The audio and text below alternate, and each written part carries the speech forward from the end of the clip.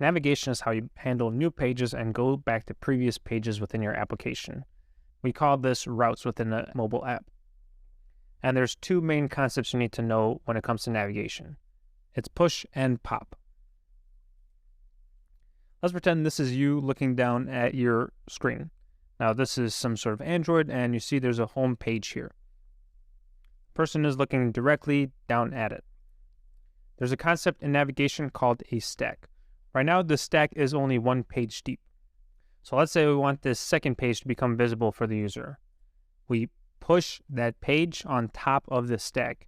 And now the user doesn't see that bottom page, they only see the top page. Now, when we're ready to remove it, we do the exact opposite and pop it off of the stack. Now the user can see the main home page again, and the second page is completely gone. Now we're going to cover 3 types of navigation in Flutter. So there's a very simple navigation, then we're going to do name navigation, and then navigation with data. So let's start with the first one. This is our starter application, except even more simplified. I wiped out everything that we had in here, so we start fresh.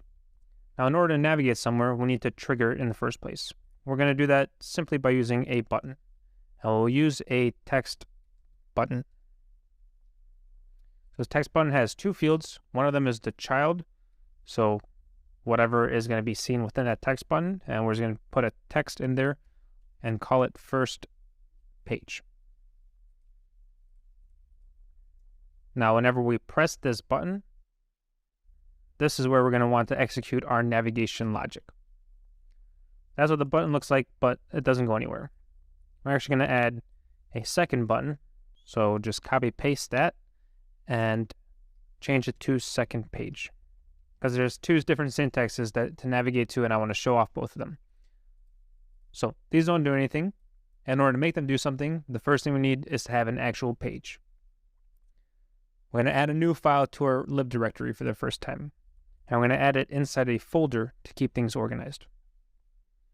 So we're going to have a folder called pages and a file in there called first.dart. If you're using VS Code, you should have installed the Flutter VS Code plugin, and that plugin gives you access to some snippets.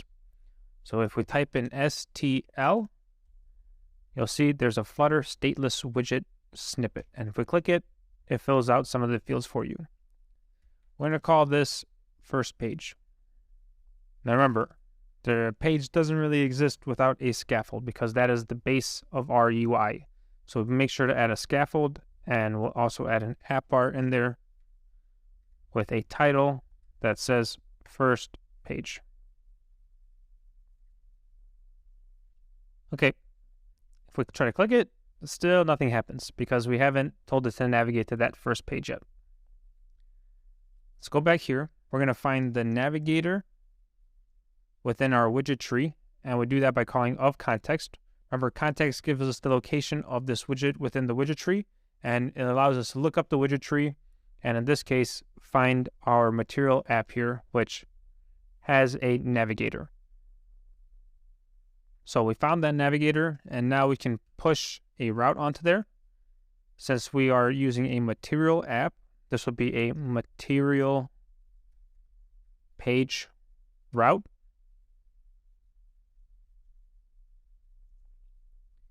And we are going to push our first page. Okay, so that's the logic in order to navigate to a new page. You should be able to click on it now and go to our first page. And something special that you'll notice is we have a back button here that actually works.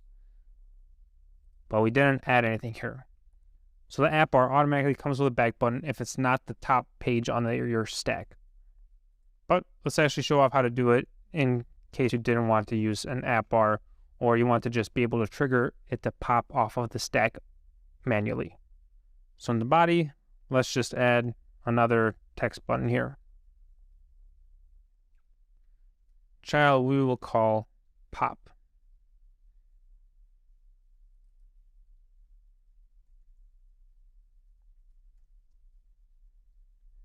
And on pressed, it's actually even easier than the other navigation.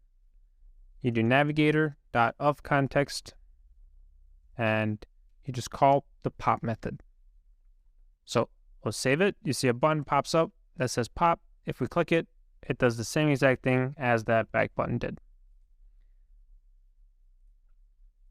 And there you go. You got your first navigation.